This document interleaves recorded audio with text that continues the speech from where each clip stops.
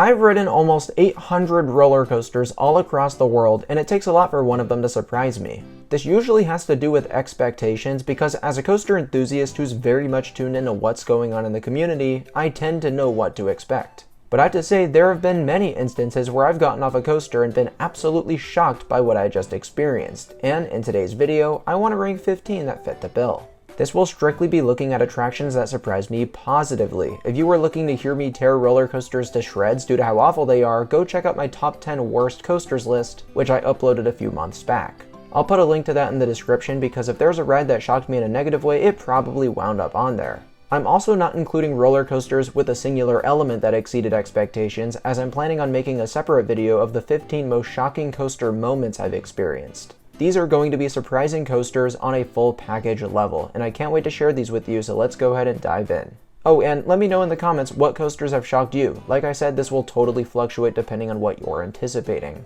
For me, number 15 is Pipeline the Surf Coaster at SeaWorld Orlando. When B&M announced their first brand new coaster model in years, I was really curious as to what they would bring to the table, and I'll say, after the realization they were going to try and bring back the stand-up coaster, I wasn't exactly sold. And this continued all throughout Pipeline's development, which was also fueled by the fact that this layout didn't look like anything too impressive. But then the reviews started coming in, and everyone was saying it was miles better than they were expecting. Though I was a bit late to the party, I got to take my first laps on Pipeline earlier this year, and now I see why people love this thing so much. It has some of the most unique airtime I've ever experienced, because what happens is your seats move up and down to corresponding forces, not just your body. In the case of negative G's, your body is shot up into the air and it feels like you are flying. I take back everything I assumed about this model and coaster and will gladly recognize that Pipeline is one of my new favorite roller coasters in Florida now. Number 14, Apocalypse at Six Flags Magic Mountain. This is one of my home parks, and I've been riding Apocalypse for years. I first had the chance to experience it in 2015 when I was a lot younger and basically just getting into coasters. It took years for me to get back to the park when Apocalypse was actually running, but by the time that happened, I'd completely forgotten what this thing felt like.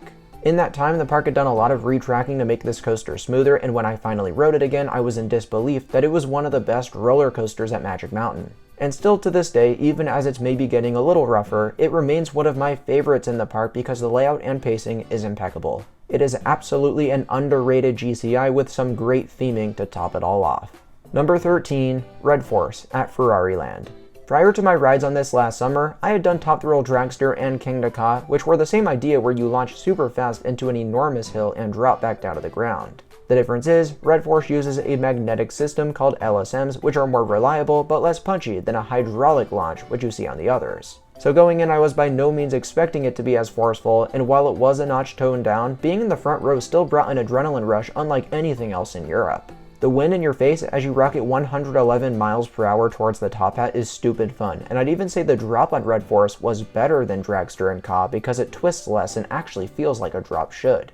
Overall, it didn't end up in my top 15 like those other rides, but it solidly is in the top 35 range, which is certainly nothing to scoff at. Number 12, Great NorEaster at Maury's Piers. What we're looking at here is a Vekoma SLC, otherwise known as Suspended Looping Coaster. This is widely considered one of the worst cloned coaster models of all time. Now going in, I had heard that Maury's Piers had fully retracked this coaster to make it so smooth that, quote, your grandma could ride. Of course, here I am thinking that's total bullcrap. They've got to be over-exaggerating, right? Nope, they weren't. Now, I probably wouldn't stick a grandma on Great NorEaster due to how intense its layout is, but if we're judging by how smoothly the trains ride along the track, this is a remarkable improvement over anything done by old Vekoma. A legitimately spectacular ride that I would probably take over several B&M inverts. Number 11, Monster at Adventureland. Gerstlauer Infinity coasters are few and far between in the States, and the only one I'd ever ridden for the longest time was Hang Time at Knott's Berry Farm. Great ride, but definitely far from perfect. In my opinion, Monster is more or less the perfect coaster considering what it's trying to achieve. It takes a big fat steamy dump on Hang Time, and remember, I still really enjoy Hang Time, but this coaster fixes every issue I've ever had with that experience. I mean, its layout is completely different, but it's extremely smooth, packed with actual hang time unlike the coaster hang time, and feels cohesive from beginning to end. It's one of the rare roller coasters that feels more intense when it slows down, and that type of pacing is something so few rides pull off as well as Monster. But it may come as a surprise when I say this wasn't the most shocking coaster experience at this park. For that, we cracked the top 10 with Dragon Slayer at Adventureland. Now I know what you're thinking, this is just a typical 4D free spin. You can find these at parks all over the world. At that, it's the small park layout, meaning it's half as long as the usual installation. That said, size does not matter here, because Dragon Slayer puts every other free spin to shame. Somehow they programmed this ride to flip much easier than the others, and midway through the experience, you'll start rotating over and over and over again, with seemingly no end in sight. I think we flipped 6 or 7 times on this one drop alone, compared to the usual free spin where you're lucky to go upside down once or twice throughout the entire layout. I have no idea what Adventureland was thinking with this coaster, but it's totally ridiculous if you go in not knowing what to expect. Number 9, Nighthawk at Carowinds.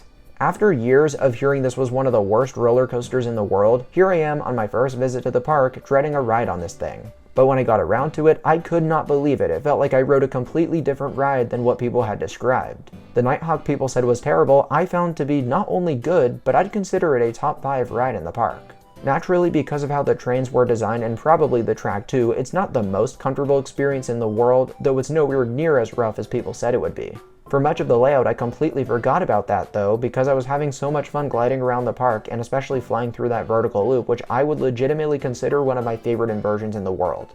The only part I wasn't a huge fan of were the 2 corkscrews at the end, but really that was it. Everything else I thought was fantastic. I'd say it's a criminally underrated ride, but how about confusingly underrated instead, because that sounds more accurate. Number 8, Wildcats Revenge at Hershey Park. Whenever you strap yourself into a coaster by RMC or Rocky Mountain Construction, you know it's going to be pretty sweet. Those were my expectations for the reimagining of Wildcat. Nothing more, nothing less. I really thought it was going to be middle of the pack, maybe even low tier for RMCs, and I couldn't have been more wrong. I found it to be far more aggressive than I anticipated, with airtime in places I never would have expected airtime, or at least airtime to the extent of what was on offer. The 2 sideways moments being phenomenal examples. It's also one of the few RMCs to mix in laterals, and just has all around great pacing with not an inch of track that feels wasted. It came within inches of Sky Rush in my rankings, which I wasn't expecting at all, but it now gives Hershey Park one of the best 1-2 punches of any park in the world. And speaking of which, number 7 is none other than Sky Rush at Hershey Park. It was 2018 when I first rode this coaster, and I'll admit I'd gone in with expectations that this was going to be an intense ride. What I didn't know was what gave Sky Rush that reputation. My first assumption, of course, were positive forces that could make you gray out, and certainly you get quite a lot of that on this coaster. But I really had no idea how airtime-centric this experience was. To me, that's always felt like this coaster's focus, and I'm not sure if that's how other people see it. The thing is, Sky Rush doesn't actually have a ton of airtime hills, but the ones it does have are so strong that it completely makes up for it. But the thing that shocked me the most were the laterals, and how those polarizing but unbelievably freeing restraints interacted with the turns on this ride. It feels so ridiculous how if you're not fully bracing for these moments, you will be pinned to the left or right, and you will not be able to get your body out of that position for multiple seconds at a time. It is legitimately scary, and one of the many reasons it feels like you're at mercy with this insane roller coaster. Number 6, Coney Island Cyclone at Luna Park. One of the most famous roller coasters in the world, this thing is coming up on a century of operation, and oftentimes if a ride is that old, it's probably not going to be anything too special. But I would say the Cyclone is better than most modern wooden coasters being built these days. It is chock full of airtime, has some of the best laterals on a roller coaster I've experienced, and the pacing is not slow at all. Another advantage with it is it's extremely smooth for its age. I mean, Luna Park has really done an extraordinary job taking care of this ride. I know it's not talked about much, but the reason being is because people overlook this attraction thinking it's not going to be too extreme. I'm here to tell you to put this coaster on your bucket list because chances are it'll blow you away like it did for me. Number 5, Gale Force at Playland's Castaway Cove. I still remember coming off this coaster and saying it was the most underrated one I'd ever experienced. This was in 2020, and I have not gotten back here since, but my memories of this attraction are very fond because it shocked me with how unique and intense it was. Believe it or not, Gale Force technically doesn't go upside down a single time, but what it does instead is it gets extremely close, and the profiling to do this was very quirky. But I actually loved it. The airtime and forces were so much more impressive than I was expecting. To top it all off, you're sent through this layout twice, meaning you rocket through the station and get to try all this fun stuff over again. It's like you're getting 2 times the ride you anticipated, even though the first lap around already would have been great on its own. So yes, it's still one of the most underrated roller coasters in the world, and easily the best I've experienced at a seaside amusement park. Number 4, Ride to Happiness at Plopsaland Japan. Let me cut to the chase. This is my favorite roller coaster out there, but going into it, I was not expecting this to be the case. I knew people were raving about this thing, and I was hoping it would crack my top 10 just maybe, but on a first ride, when I contemplated number 1, I knew I just experienced something very special.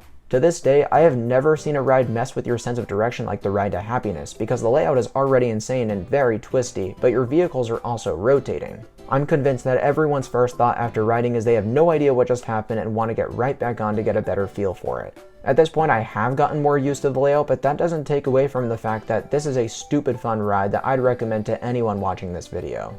Number 3, Top Thrill Dragster at Cedar Point. Opening as the tallest and fastest coaster on Earth, Dragster was always a ride that intrigued me, and I'd say it was even the primary reason I pushed myself to visit Cedar Point for the first time in 2019. And I'll be honest, I was intimidated by this ride because I'd never seen a train take off to speeds that fast in such a short amount of time. As you can see by my seemingly disjointed face, I had no idea what was even going on in those few seconds of acceleration. Not to mention, I had never seen a roller coaster where riders exceed 400 feet before, so that was another thing that totally felt new and unpredictable to me. But as fun as it all was, it was mainly the launch that propels Dragster into the top 3, and I do believe the reimagined Top Thrill 2 will suffer without this unbelievable element. Now the good news is you do still have King Dukat at Six Flags Great Adventure that more or less features the same launch this thing did. The only reason it didn't make the list is because I wrote Top Thrill Dragster first and already knew what it felt like. But if you never got the chance to ride it, you owe yourself a trip to New Jersey, especially because who knows how long King Dukat will be around for. Number 2, Air Force 1 at Fun Spot Atlanta. Last spring, I got to experience this RMC for the very first time, and 3/4 of the way through, I already knew it was going to be a top 10 coaster. But then, we had the quad down, and oh my god. I still refuse to believe a moment that insane exists on a roller coaster. It feels like it's the limit for what the human body can withstand. It is responsible for what might just be the best reaction I've ever had to a coaster and in any of my vlogs here on the channel.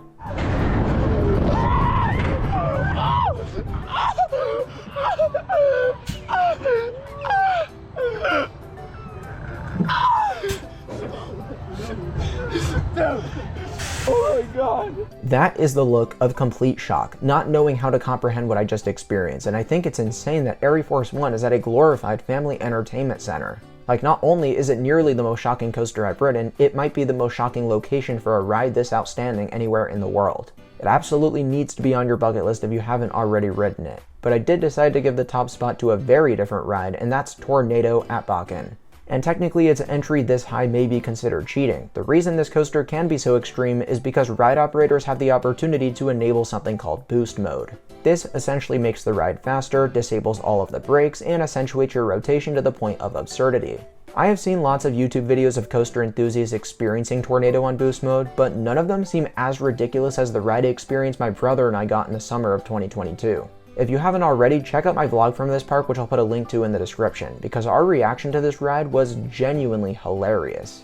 But with that, there you go, 15 of the most shocking roller coasters I've ridden. Now of course there are many more that probably could have made it on here, but it's hard to remember everything, so be sure to leave a comment letting me know what your most shocking coaster experiences were. If you enjoyed this video, I'd really appreciate it if you could give this video a like and subscribe to Coaster Dash for more content like this in the future. And if you'd like to support me directly, do me a favor and check out my new merchandise store. Otherwise, thank you so much for watching, and I'll see you very soon. Bye guys.